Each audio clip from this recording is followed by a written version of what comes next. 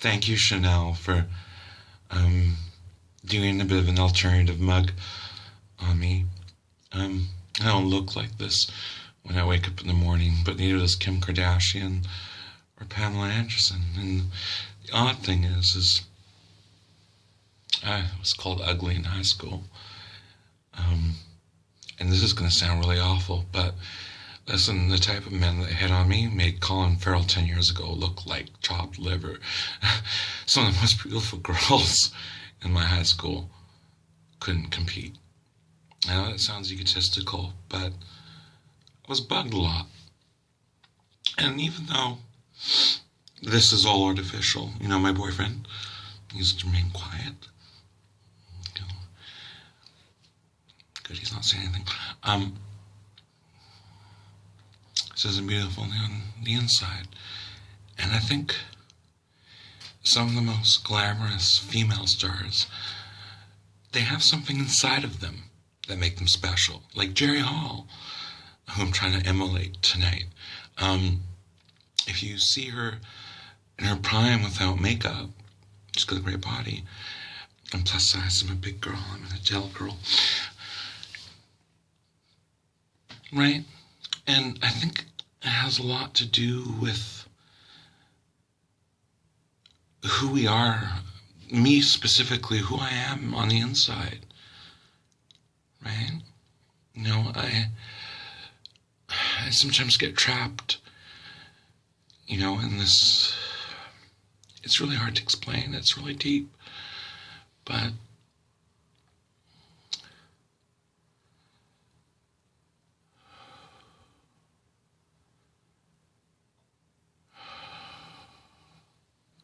sometimes I wonder if I do this because I have something to prove. I know artistically I do, in terms of the numbers I do, but I think this is also very healing for me, and to have the knowledge, and Kevin Aquan talks about it, Francisco Scavullo talks about it, 13. Scavullo found a picture of Greta Garbo without makeup and went, oh, and it clicked. And I think I found this old Time magazine from 1981 with Brooke Shields without makeup, and I had this and hair and everything, everything.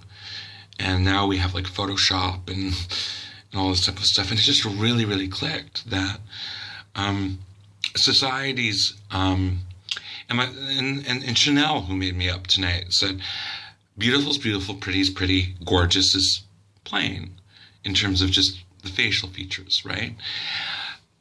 But the eyes have it. So I have to try and struggle not to make this oppressive towards me, in terms of patriarchal standard of beauty, though this is sort of still subversive, doing this. But at the same time, it's very healing to know that all of this takes a lot of work. Other than Sharon Stone 23 years ago, or Jennifer Lawrence, we do not wake up. And I'm a drag queen, but I think I'm a pretty drag queen. Okay? We don't wake up in the morning. Sofia Vergara, I think maybe not even Sofia Vergara wakes up in the morning looking like what she does. There's, 2.5 for photo shoots. Let's take Adele, who's really gorgeous. So she has 2.5 hours worth of makeup because there's baking and all that stuff. Hair. Then there's an hour photo shoot with 150 to 300 prints. Then they scour all those shots for the best ones, and she's a very beautiful woman. And then they spend a few $1,000s photoshopping it, and she's a very beautiful woman. So, but at the same time, as I was mentioning, people like Kevin Aquan, Francisco Scavullo, Scott Barnes, they all find a healing in this sort of, it's artifice, but it's that notion that it's artifice, for frick's sakes, that most of what the late 20th century and 21st century, what we consider beautiful by Western standards, is artifice. And I'm okay with that, actually. It's quite fun. I used to, used to dream as a kid that I could be like Kylie Minogue and have to like draw over, like make myself pretty with makeup but have that prettiness because I thought I was just so fucking god awful ugly just as a boy. And now I'm like in that situation where I'm like, it's like, yeah, like I could be that.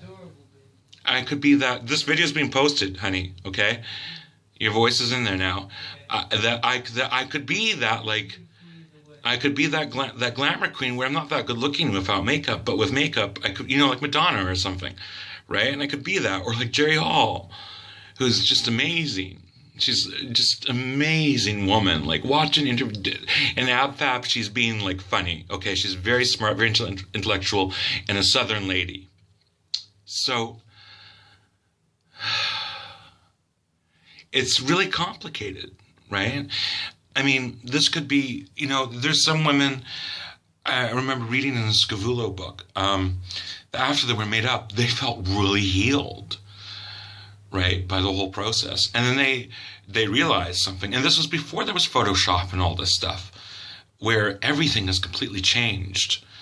They themselves realized that they could be beautiful by the standards, and also realized that a lot of the women that they were looking at and like idolizing and wishing they could look like didn't look like that in real life.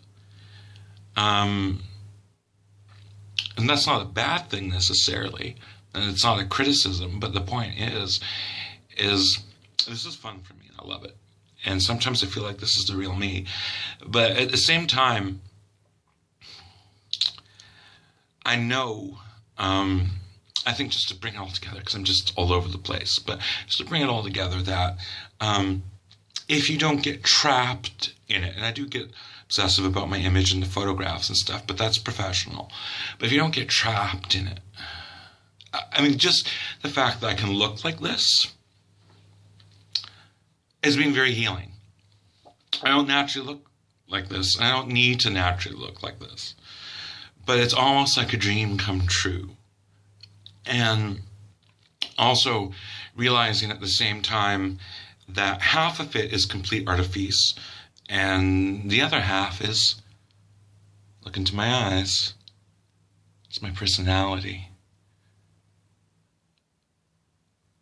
And I think I see some very beautiful queens.